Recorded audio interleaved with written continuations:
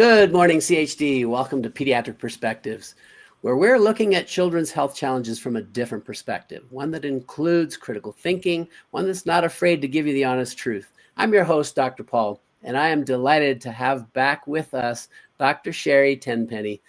Thanks for joining us once again, Dr. Tenpenny.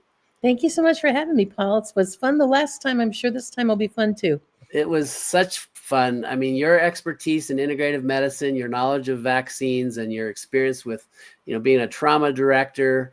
I'm really excited. We're going to hit some interesting topics today. So we're going to cover diabetes, autoimmune disease, AI, and then I want to not miss the chance to talk to you about your upcoming book, Zero Accountability in a Broken System, How Big Pharma Weaponizes Vaccines, Public Health, and the Law. So let's start with diabetes. Why are we seeing so much diabetes? And can you explain for our audience the difference between type 1 and type 2? Well, type 2 diabetes is generally an obesity and diet related condition.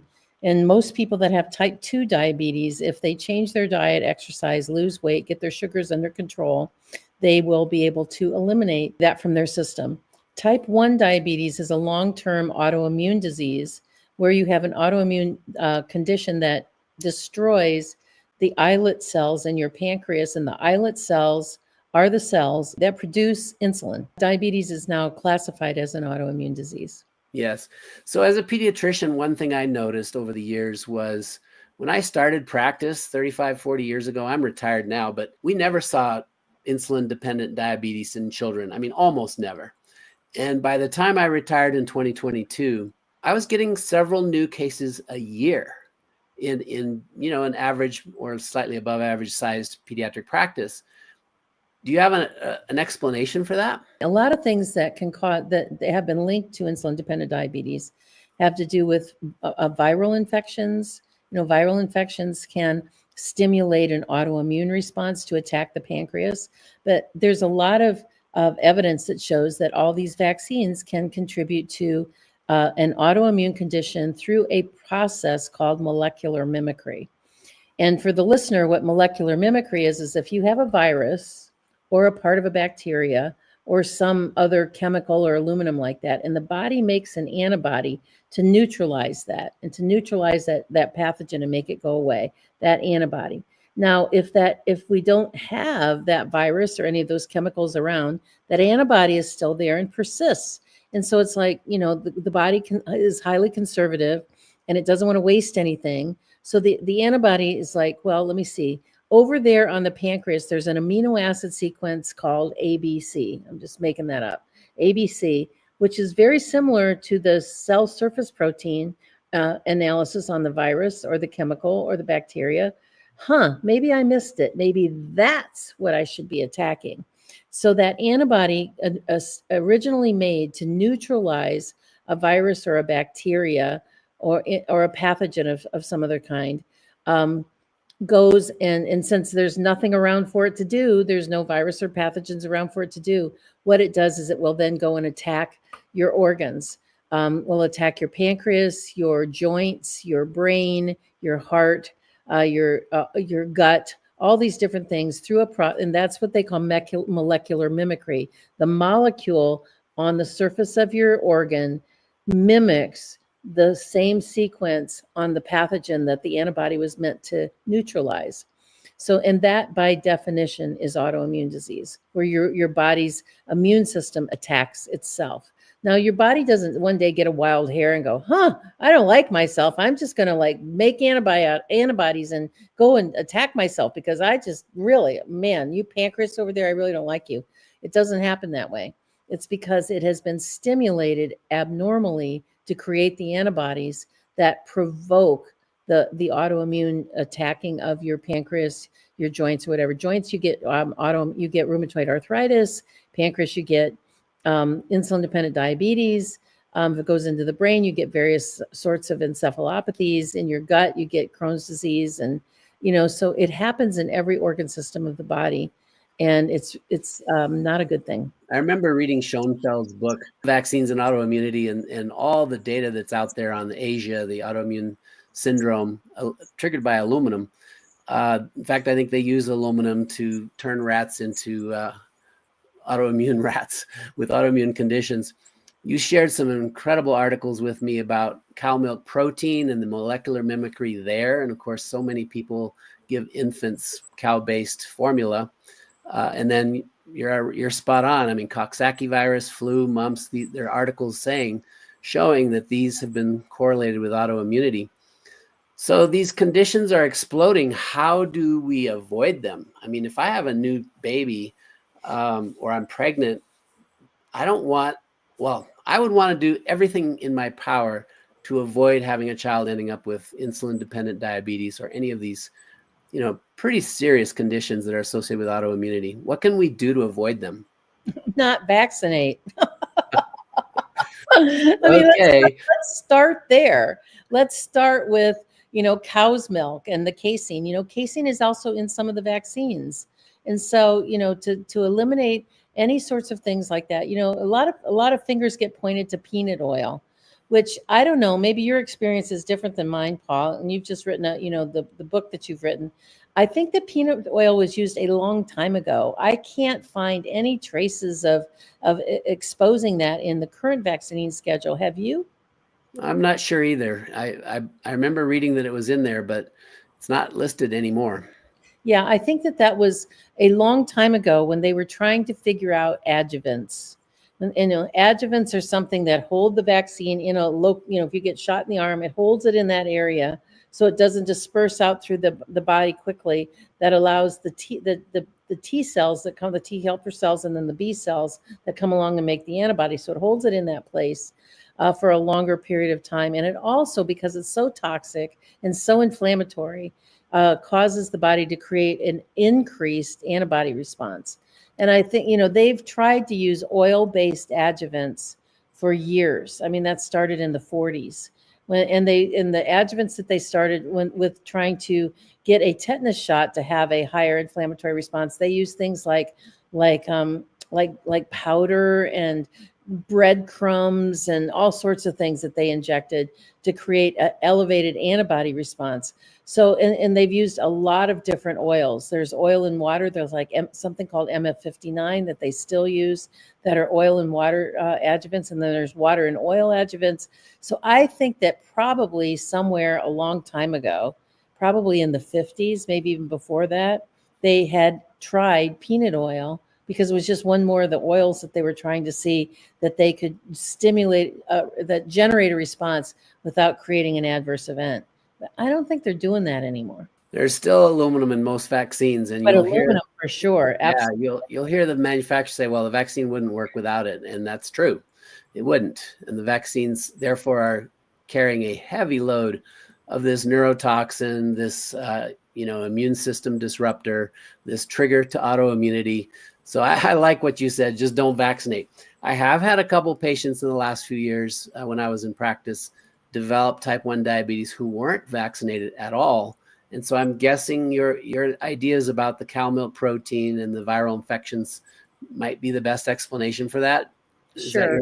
And if in the last couple of years, they may have had a transmission or shedding phenomenon from people that have been injected with the COVID jab. I'm always very careful to never, ever call that a vaccine. And I don't think in the last 5 years, since all this nonsense has been going on, I ever have. If I slip and say, I go, wait a minute, I don't mean that, because it's not a vaccine. It doesn't prevent transmission. It doesn't cut down your risk of infection. It is purely a diabolically created particle in the lab that is a bioweapon that causes dis-ease. It causes bad things in your body. Yep. No, I concur. I am horrified that the COVID jab is on the childhood schedule starting at 6 months.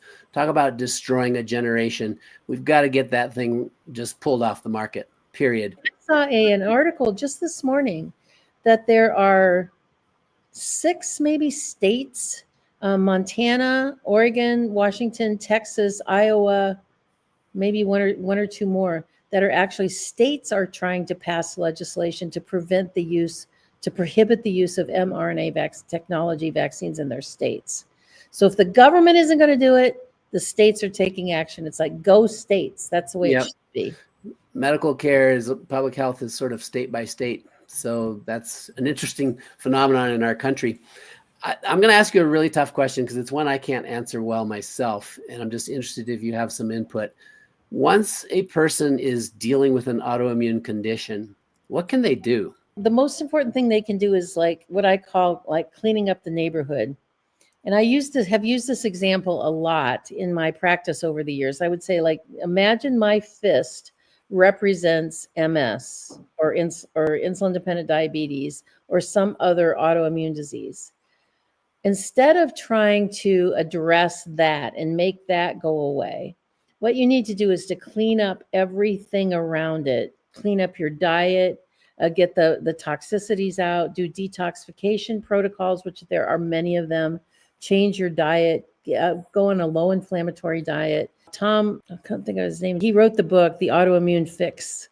Then he talks an awful lot about diet and exercise and what you can do to clean up the rest of the neighborhood. So if you clean up the rest of your body, improve your detoxification pathways, get the poisons out, eat better, eat low inflammatory foods, that a lot of times what will happen with this autoimmune process called insulin-dependent diabetes or MS will get smaller and smaller and smaller, and in some instances go away. Because the body is a self-healing, self-regulating mechanism. That's a big osteopathic concept since I'm a DO. And if you give it the right tools and the right opportunity and stop poisoning it, it has the ability to heal itself. Excellent. Thank you for that. I agree. There are a lot of integrative doctors and clinics that are doing really creative things. You have to walk away from mainstream if you're suffering from anything chronic that they're not addressing and they're just treating the symptoms. Are you willing to give us a little preview to your upcoming book? I am so excited about Zero Accountability in a Broken System, How Big Pharma Weaponizes Vaccines, Public Health, and the Law. Can you give us a little tease? Well, it started, in 2005. I wrote a book called Fowl, Bird Flu, It's Not What You Think. And my staff read it and were really pushing me to update the book and release it because of the bird flu stuff that started last summer. And I said, I've written books before. It doesn't really work that way. You can't just like update a couple of references and re-release it. It doesn't work that way. And so they said, well, it's so good. There's so much good information in there. So I went back and reread it. And what I saw was all the things that happened in 2005 during bird flu under President Bush and the institution of how the PrEP Act came to be and all the laws that they put in place. And it was when they really started to understand and explore adjuvants inside of flu shots. And what I started to see, what just came full in front of me was, this is the same playbook, different time. And these things that happened 20 years ago were implemented and forced upon us during the whole COVID nonsense. And so all of the things inside of the PrEP Act and how that the public health has been completely co-opted, how the law has been weaponized against us, how the vaccines are contaminated with all these adjuvants. It seemed I could almost have written 2 books about it because there was so much information that went in there, and I kept kind of paring it down because I didn't want it to be like a tome, like I want people to read this. And the most of the people that have read it so far have been friends of mine, and they said, I really thought that they're in our circles, they know the vaccine topic, and they really said, I really thought that I knew this material, but the way that you've put it together and the things that you've dug out and put into this book are certainly things I'd never seen before and are even more eye-opening than the stuff you usually talk about, Sherri. So, wow. So I'm really excited about this. It was a lot of work. And as you know, it's a lot. It's, and the best advice that I got from a friend years ago, this was like probably when I was writing the Fowl book in 2005. She taught journalism at Youngstown State University here in Ohio. And she said, Sherri, no book is written like, dear reader, blah, blah, blah, blah, blah, the end. They're piecemeal and you move things around and you add things. And once you start doing it, it kind of takes on a life of its own in terms of the content you want to put in there and how you want to write it.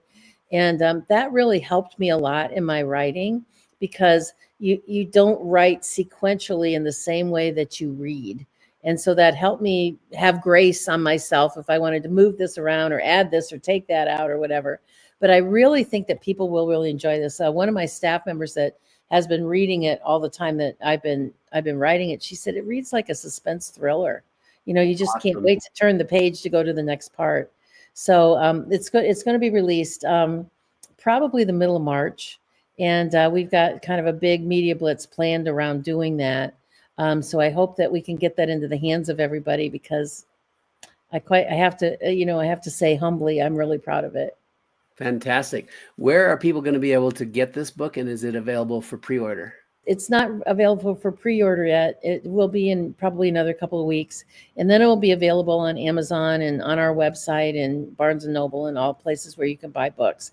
And we're going to have two formats. There'll be an ebook format and a print format, and eventually I may even do an audiobook. I'm not sure yet. And so it's very, somebody asked me last night if I was going to have it translated into other languages. And I said, well, it comes down to time and money. I mean, that's not an inexpensive process to do. It's not free.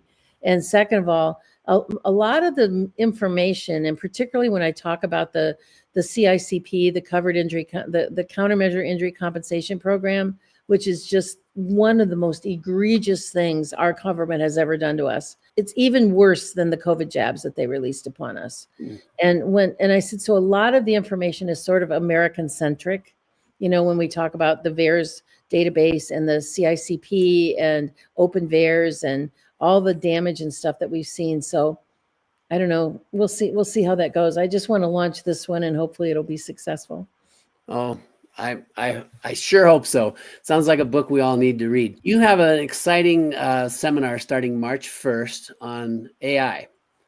And I think it's the AI takeover of medical freedom, what you need to know. Folks, you can go to learningforyou.org/AI. Can you give us a little tease about, what your thoughts are and what you're going to be teaching regarding AI? Well, yeah, we had actually even started putting this course together before Larry Ellison made his big announcement on day 2 of the Trump administration about how we're going to have these blood tests, these amazing blood tests that we're going to scan for you. And if you've got any cancer cells, we will, within 48 hours, develop an mRNA vaccine to kill off those cancer cells. So it's like a cancer treatment prevention all in one shot, except the mRNA vaccines cause cancer. So how in the world is this possibly, in their wildest imaginations, going to eliminate it? I've heard Dr. Robert Malone's, a couple of his talks, talking about the fact that this is technology that they've been trying to do for 30 years, and it never worked in mice and rats. How is it ever going to work in humans? And so when we started, we had been talking about doing this AI conference even before that came up. And that just catapulted this forward about how OpenAI has worked, how healthcare is driven by AI, who is really Sam Altman and Larry Ellison, and what will Elon's role be in this OpenAI? We're going to talk about AI technology when you go and sit in a booth and AI evaluates you and writes a prescription for you. How does that cut out humanity and the human things? How is customized manufacture of mRNA vaccines? What is that, and could it possibly work? And risk assessments, how it impacts, how these risk assessments that AI will do on you, how it's going to impact your insurance, not only your health insurance, but insurance to insure your house and your car and your life insurance. How is AI-driven technology going to impact that? And then at the end, it's a one-day seminar. It's from 10 a.m. till noon, and then an hour for Q&A. It's on March the 1st. The registration is open for that now. That we really, really hope that you'll come and listen to this, because Matt, my business partner, he's big techie guy and has his fingers on all of these pulses and really understands what's happening here in the healthcare sector. And at the end, we're going to tell people, individuals, that the steps individuals can take to reject the AI-controlled healthcare and how they have to start now. And not just go along with it. We went along with all the stuff that happens at TSA. Walk into this booth and hold your arms up. We just did it because now when they take your driver's license, stand in front of this camera and let us scan your iris. I've never. You can actually refuse that. I've never, in the 21 years or since 9/11, how many years that is, 27 years, never once have I ever gone through a scanner. Not one time in all these years. I've never done it. I've We've opted had a lot of body searches. Well, or they'll just put you through the scanner, the metal detector thing. Right. And I always opt out of the eye thing, They're like, stand in front of here, and everybody just obediently does it because somebody told you to do it. You cannot do this with AI in healthcare. You cannot do this. This is one of the final traps because healthcare data has become the new gold inside in sort of the data industry. So there are specific things that you need to do right now to not only to protect your health, but to protect your healthcare and your medical records. And these are the things that we're going to talk about and how to stay informed and fight back against the AI medical complex. Wow. Excellent. And folks, you can get that at learning4u.org/AI. You have a vaccine course that so many of my patients took your course. So many people I know have taken that. It's been most powerfully effective. You have a new course, or you're always updating. So folks, you can get that at learning4u.org. What do you think is the most important thing for our children's health going forward? I really like what the American Academy of Lifestyle Medicine says about diets. And this isn't just for children, it's also for adults. It's like, it's a diet that everybody can follow, and it's pretty simple. The number one thing is eat real food. What comes out of a can, a box, or they hand you out a window is not real food. It's loaded with seed oils, toxins, additives, things that you don't need. So eat real food. Preferably, some of that food is some that you've grown yourself, or your local ranchers and your local farmers about beef and eggs and chickens and things like that. So eat real food. Eat mostly fruits and vegetables. Eat and eat when you're going to eat meat. Eat clean meat, and do not eat farm-raised fish. So eat clean, eat real food, and the most important thing is don't eat so much. Smaller portions and not eating garbage all the time really makes a difference in how you feel, how you think, how you do. When you pack your kids' lunch to go to school, give them snacks that are like a banana or an apple or something that is going to be good for them, not just a power bar or a Snickers bar or something like that. Drink enough water, drink half your body weight in water. So if you weigh 100 pounds, you should be drinking pretty close to 50 ounces of water today. Put a little tiny bit of minerals in it so that you absorb it better. Get an adequate amount of sleep. Do a little trial and error experiment and figure out what is the right amount of sleep for you. Because not everybody needs 8 hours of sleep. And some people like me, I figured out that my magic number is where somewhere between 5 and 5.5 hours of sleep. That's when I feel the best. If I sleep longer, I feel sluggish all day. And some people need 10 hours of sleep. And if you need that 10 hours of sleep, be sure you do it. The Academy of Sleep Medicine has really determined there are two different types of people: long cycle sleepers and slow cycle sleepers. Slow cycle sleepers, figure that out, and get 20 minutes of exercise a day. Walk, move around, clean your house, go to the gym, walk your dog. But those are all really simple things that don't cost you any additional, that you can take to the bank in terms of your health and how you will look forward into 2025. Beautiful. I would just add to that, make sure that water is purified, and make sure your food is non-GMO and pesticide free, all that whole food you're eating. And the number one source, I believe, of toxins is vaccines. And we've covered that beautifully.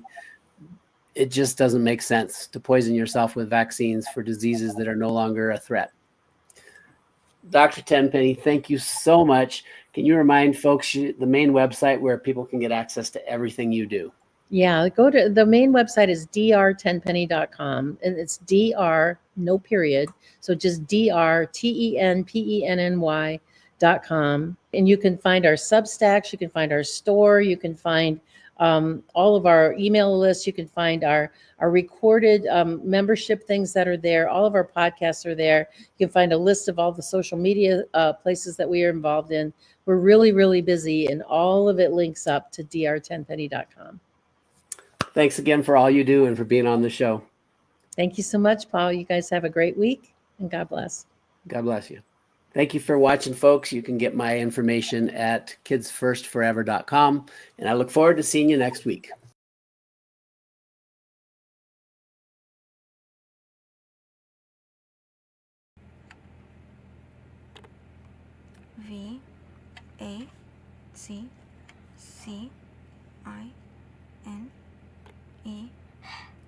Vaccines. Vaccines.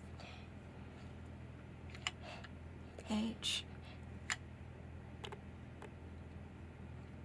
U R T hurt.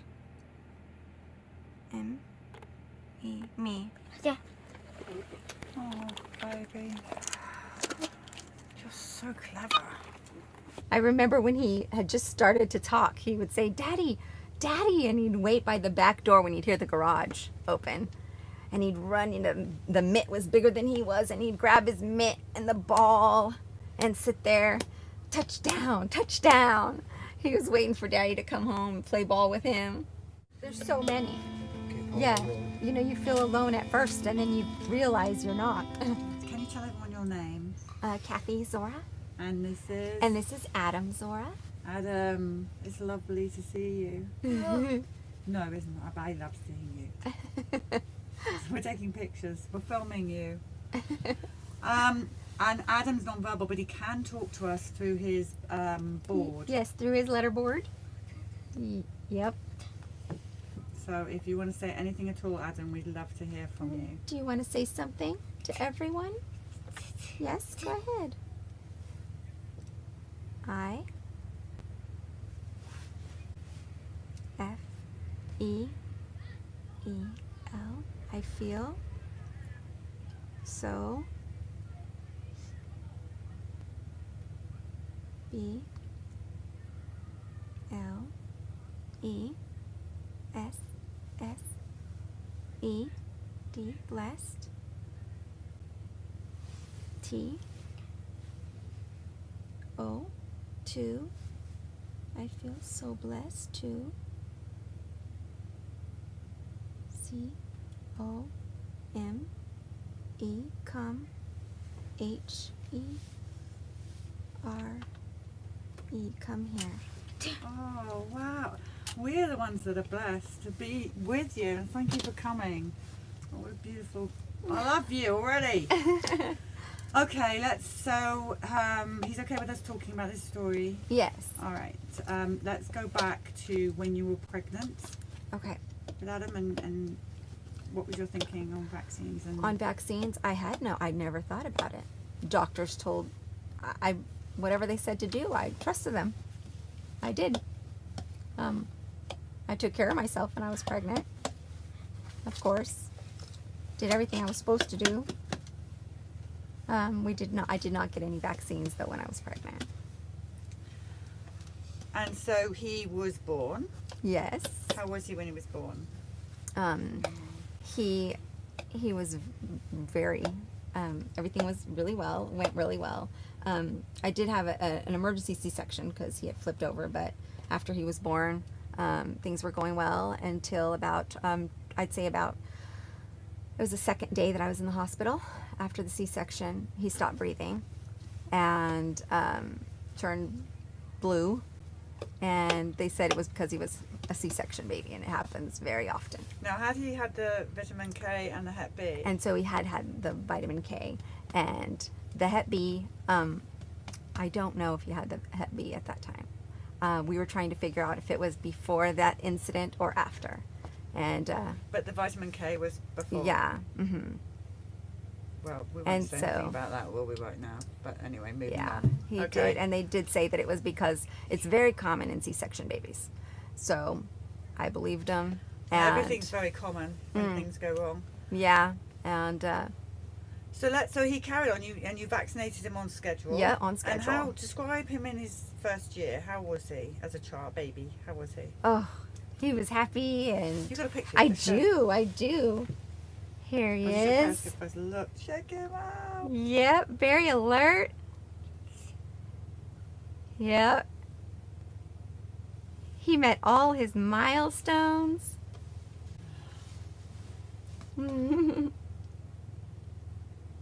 And it was awesome. And my husband was, beside himself. He had a son, and I remember when he had just started to talk, he would say, "Daddy, Daddy," and he'd wait by the back door when he'd hear the garage open. And he'd run into, the mitt was bigger than he was, and he'd grab his mitt and the ball and sit there, touchdown, touchdown. He was waiting for Daddy to come home and play ball with him. And So what age did he have these vaccines? he skipped his 15 and 18-month vaccines And why did you skip them? because he had pneumonia twice and bronchitis. Yeah, okay. Go. Okay. And so we held off. And then at 21 and a half months, we had to take him in, and they said he was healthy enough to get his vaccines and catch him up. Do you know what he had? And so he had the MMR at 21 and a half months. And I noticed within days that he was just different. Just the MMR that day? Just the MMR that day. But then he, it was, I believe, a month later, I took him back in, and then he had 4 vaccines because we were still catching him up. And after that, it was within days, we're noticing he's not responding to his name. That was the first thing. He's not responding. And before we'd call him and he would respond. And I thought he's going deaf. He definitely is. Something is wrong with his hearing. And we took him in, and I remember clearly walking into the doctor, and she said, "What happened to my little Adam?" Would this be the same doctor that vaccinated Yes. him? And I said, "You tell me, because this is not the same child." What did she say? And she knew there was something. I said, "Do you think it could be the vaccines?" And her response was, I can't tell you that it was the vaccines, but I'm not going to say that it wasn't."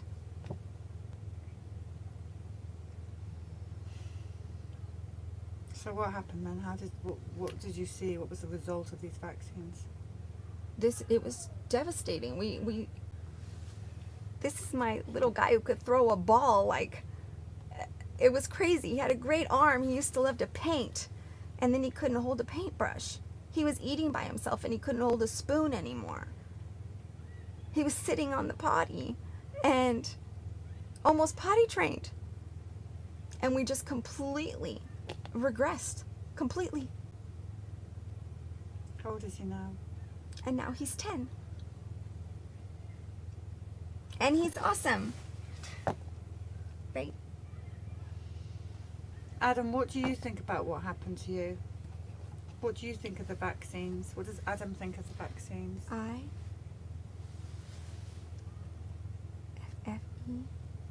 I feel so. I feel so. BAD. I feel so bad. INEED.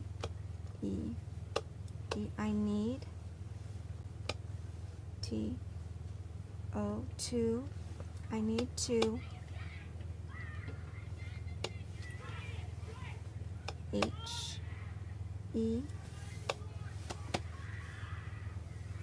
HEL. I need to HEL. Go ahead.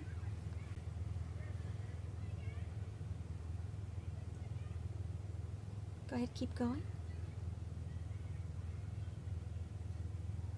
It's okay, Can we you got all find the it? time. Are you hearing something? Yeah. P. I need to help. Need to help. MORE.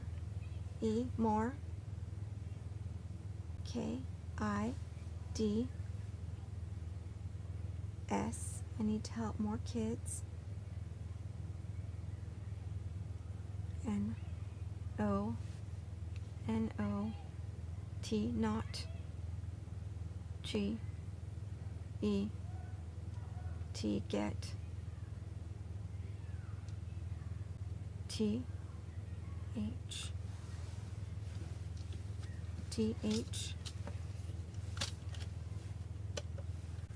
Go ahead. I-S. This. V. A. C.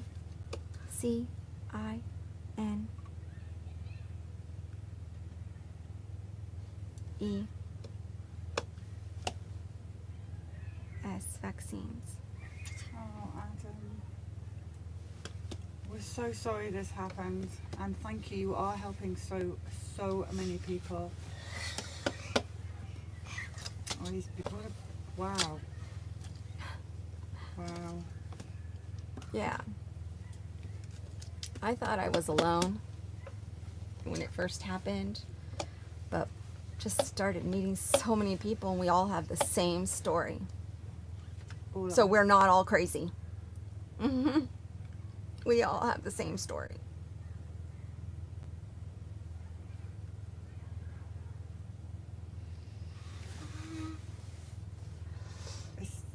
I'm still in awe of Adam right now. Just how it's a real lesson, this, that of the intelligence and being unable to speak, but he can spell beautifully and type.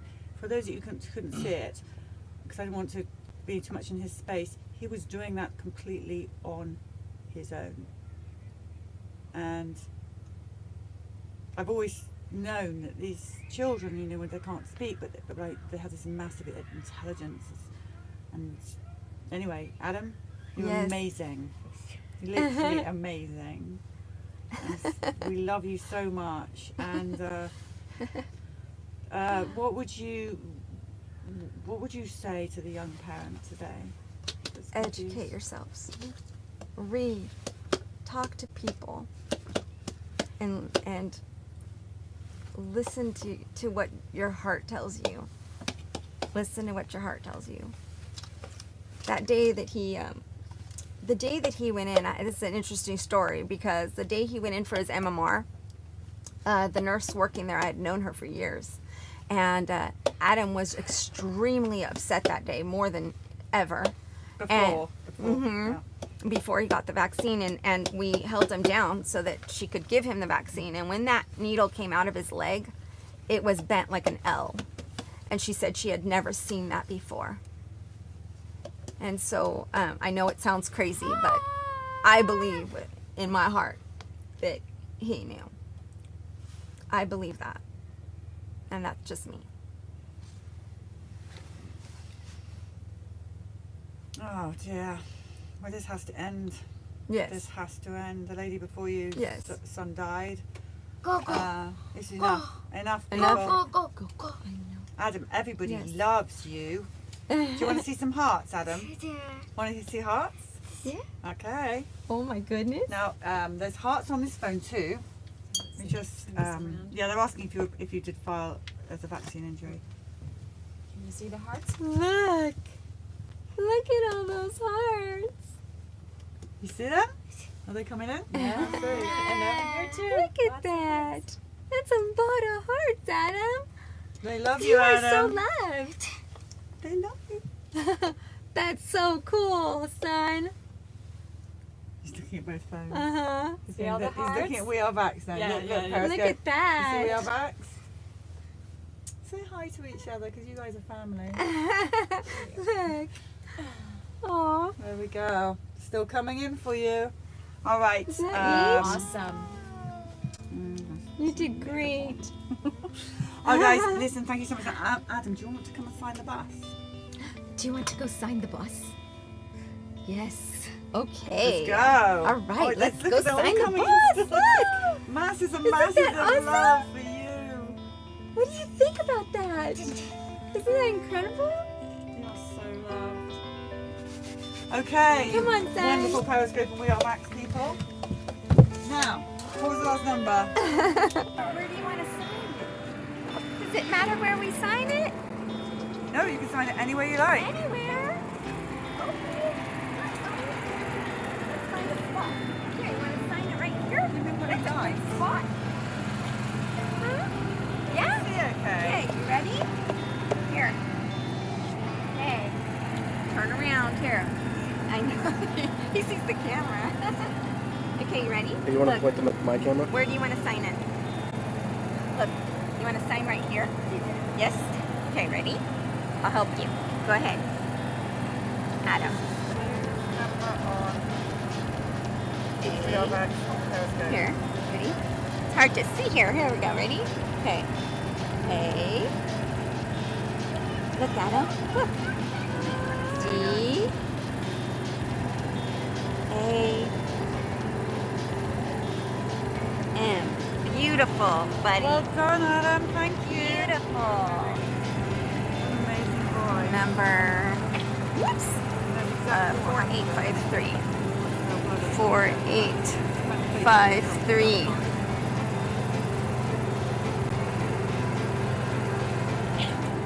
You know, what someone should do is cut that bit of him doing that and send it to Trump. That bit of Adam himself spelling out that these kids need to stop having Yes, the vaccine. that Somebody is a- do that, please. That's a great Somebody do idea. that. It's a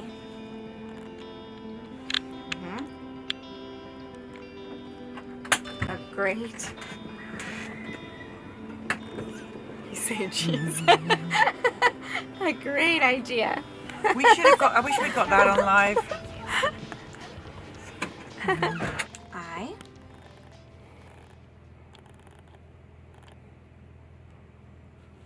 I want to. I want to meet.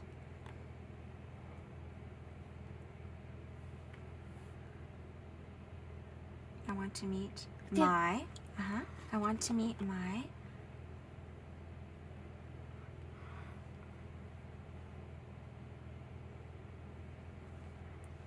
My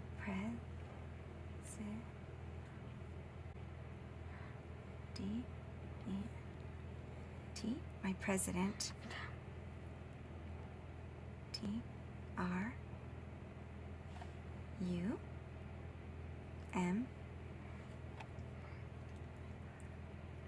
Trump. And President Trump. why do you want to meet him? What are you going to tell him? What do you think we should tell him? Go ahead. Go ahead. To H E L P to help. To help. K I D S kids. To help kids. Yeah. Go ahead. To help kids.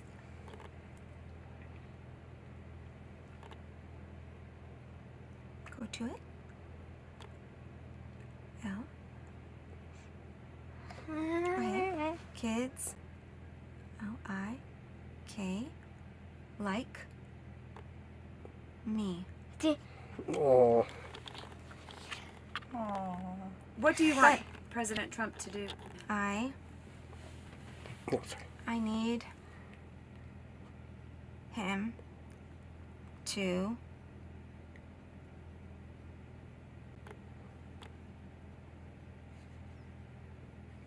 K-E to keep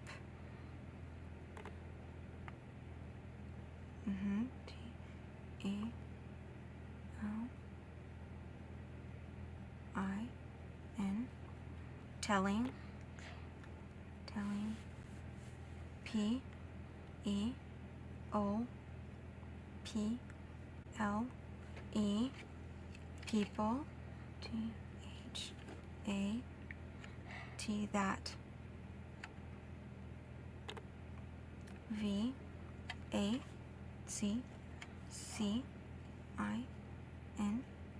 V-A-C-C-I-N-E-S vaccines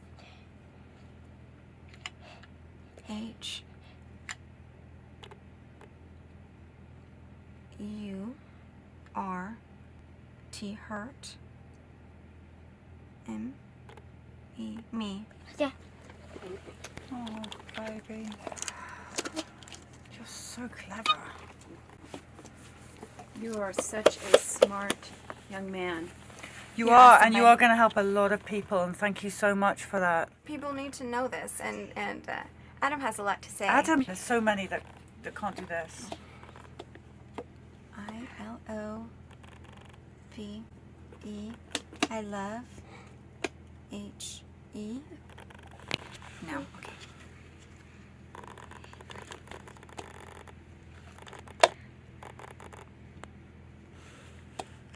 Helping. I love helping.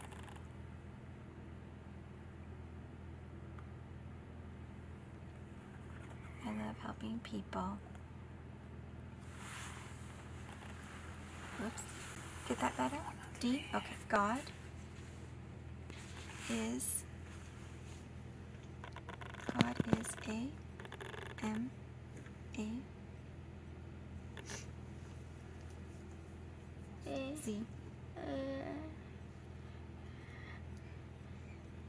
I-N-G. God is amazing. And he